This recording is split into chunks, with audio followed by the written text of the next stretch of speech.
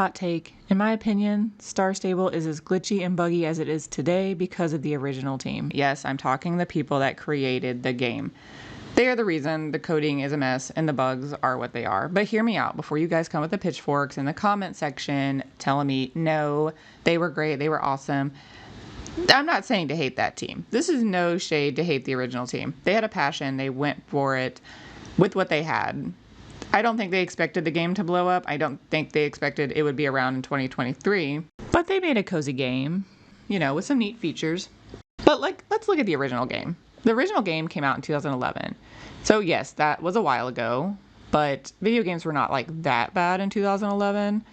Dead Space 2 is released in 2011. And I've recently replayed Dead Space with my boyfriend. And it holds up. It actually holds water to this day. Halo 2 came out in 2004. Now that made me feel really old, but that was 2004.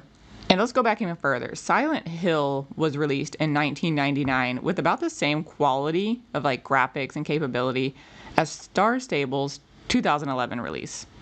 And are these big games from big companies at the time? Yes. They probably had more resources, more capability to build on than what Star Stable had. But there are also smaller games that came out with small budgets as well, released pre-2011, that were far more advanced than Star Stable.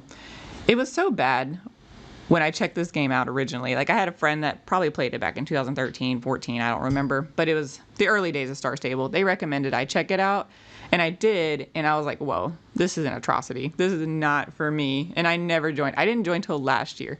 But we'll make another video on that in the future. But yeah, I was impressed when I saw the game as it was last year and was like, wow, they've come a long way from whatever that was that I looked at early on. Anyway, so the team reused a lot of their assets from their earlier games to make the Star Stable Online.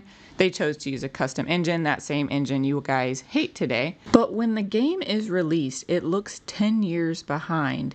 It has a lot of technical debt. You can't release a game that belongs 10 years in the past and not expect that to catch up to you. You know what I mean? It will catch up if you do that. It's easy for a game to become outdated, and especially if you make it outdated on the day of release. As the game grows and gets more funding, they don't appear to ever attempt to resolve this. Now fast forward, we have the team we have today. The game has been bought by a company. I feel like the people we have today actually know what they're doing. They seem pretty knowledgeable on game development if you read their blogs, but no matter how good, knowledgeable, and professional you are, how could you clean up the mess that was left before you? But don't blame the spaghetti code or crappy game engine and put that in quotations in your mind.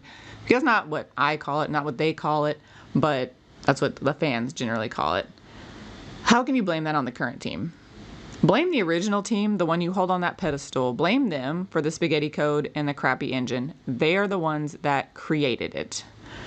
And honestly, don't hate on them though, because, they're the reason the game exists. They created the game you played today, the game we all know and love. So, I'm not saying hate on them too much, but don't blame the current team when there's bugs and there's glitches, because they're trying. They're trying to upgrade the game.